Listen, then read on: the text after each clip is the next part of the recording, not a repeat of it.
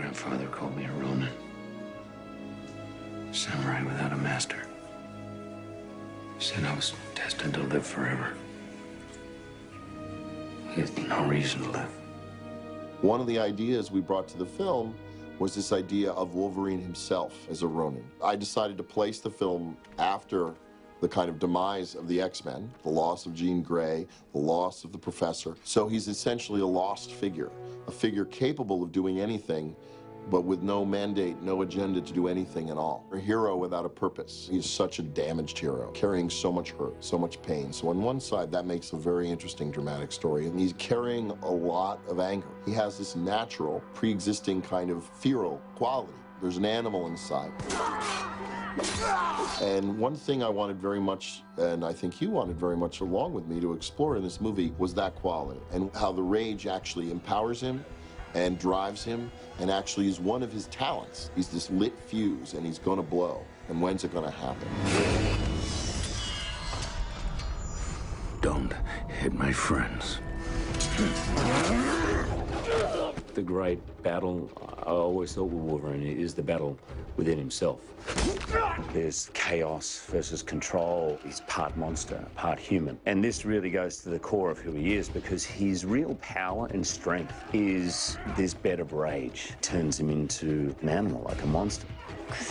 We know him to be vengeful, we know him to be a berserker, but we don't always get as tangible understanding as to why. And I think part of what makes this different and what Jim brings in that craft is the willingness to get specific about that and to dramatize it. I have to tip my hat almost completely to the writers. Adaptation is a real challenge, and particularly when you're working in different media. The comic book has its aesthetics and has its rules and its syntax, and those are not the same things as what you look to expect and find in a film. This Wolverine film, I think, takes a comic book character and fleshes it out into real life, a little bit more accessible in terms of what people can see in a comic book character, rather than viewing it like a lot of action films. It is a reinvention from the X-Men franchise in that Logan is experiencing basically his mortality, and that movie takes on a different vibe, a vibe of like a Die Hard or a Bourne, and he's stuck in this world and he's trying to survive, and it's sort of this ticking clock. But it's cool to see our character stripped of everything. It's bold. There isn't another comic series like it in the sense that it takes what is essentially a very American hero and drops him into an extremely international setting. There's a sense that you're in the world and not just watching a kind of American story, and that the unique aspects of Japanese culture are really interesting, the way they interface with superhero ideas, kind of our own honor code of superheroes versus the honor code of the samurai. There's a lot of parallels, there's a lot of synergies, and there's some ways that they're very different. I didn't like it.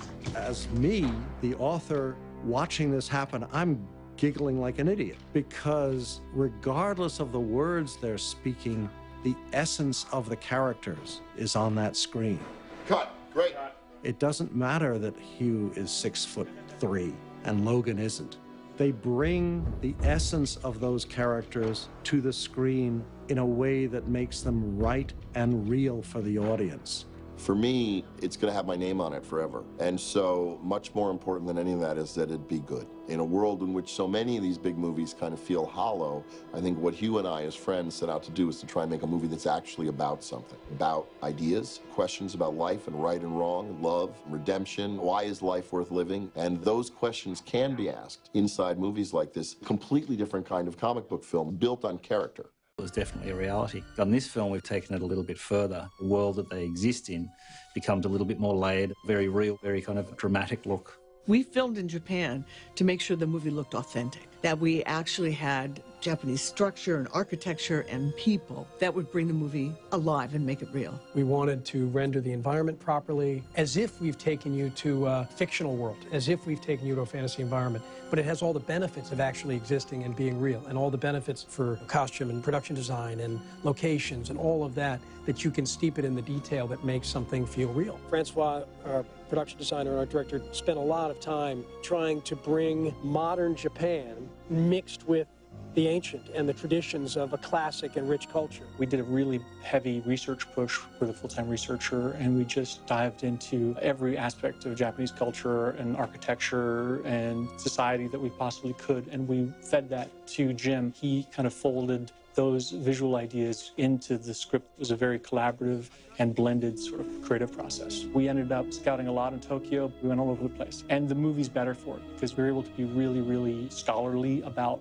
why and what we were shooting there that we'd never be able to recreate in a backlot. So exciting to be able to shoot in Japan. It is an incredible place to shoot. There is nowhere like it on the planet.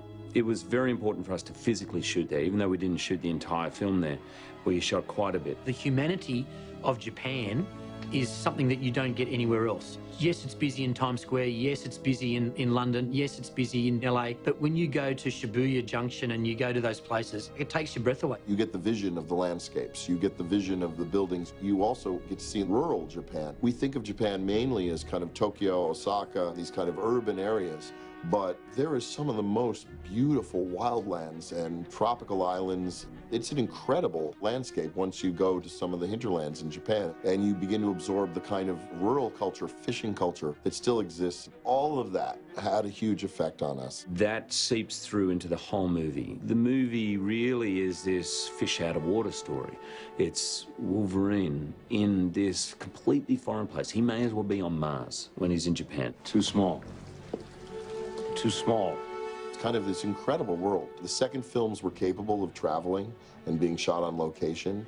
Movies became more international and people got to see different worlds. Japan, in the kind of Technicolor glory in this film, is almost like Dorothy stepping out of her house in Oz. Color plays a really interesting role in this movie. We wanted to really use color as a spice throughout the film. When we start out in Canada, it's very kind of subdued and organic, and then there's this big visual pop that happens when we get into Tokyo, and there's this explosion of texture and graphics. I like to define a film by colors, the different environments or the different places we are in the story.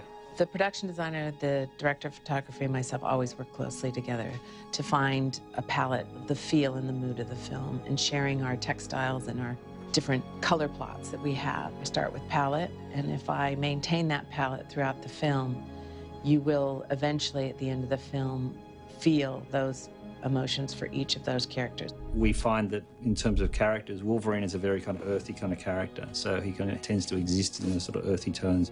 His wardrobe is, his makeup is. Essentially, Flapper's colour is green, so her environment and her wardrobe and the world she exists has a sort of slightly sort of green kind of tinge to it. Yukio is red. She's got red and gray and black. We have a lot of black in this film. There's a lot of black in the palette of the Japanese culture. Against it, a lot of bright, very intense, beautiful fabrics and textiles and color. Mariko in a blue, which is a serene color. She's quite peaceful and innocent, and she's our ingenue. Part of the fun of doing this particular film is that we've moved into very many different genres and a different culture. Basically, 98% of it taking place in Japan. So the research of Japanese culture, Japanese traditions, Japanese clothing, kimono, kata, kendo, some of the martial arts, having ninjas in there, yakuza. So all of that opens a whole new world for researching. In the Japanese culture, there are a lot of rules regarding dress, and we needed to learn all those rules. It's a challenge, but we used our Japanese cast to help us along the way with a culture that you can study from the outside, but they know it from inside and from living it throughout their lives, and that's what makes the film interesting.